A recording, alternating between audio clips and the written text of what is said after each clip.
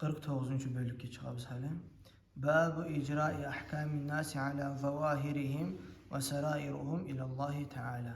Olay bölük özünde haberlacak adamlarını, hukmuların, adamlar geçleyen hukmular, bu adam bulay adam, bu adam bulay adam hukmu geçeriz ki biz bu adam yaxşı adam, bu adam yaman adam aytıp, şu hukmular biz geçeriz zahirine qarab, açığına qarab, biz görüyen zatını hakkından. Ve sarairuhum ilallahi Teala, ama tek olan yüreğine zatlarmısa o Allah'ın işi. Allah'ın işi. Ali bu için bir adam bir amal eter, bize hitap zat bu, pakazlık eter. Bu adam bu zat sayılı eter. Biz bilmiyoruz ki adam zat sayılı eterimiz yaramaya iman. O etti mi adam yaxşı zatını, biz şunu yaxşı zat kimi görmeye gerek biz. Allah suysa onu, Allah bilir ki yani taze niyat mı etken mi, taze niyatsız etken mi? Allah suysa cevap verecek, suysa vermeyecek. O adam yaxşı amal etken adam, suysa bir günahçı adam olsun, abi için yaxşı amal etmeyen adam.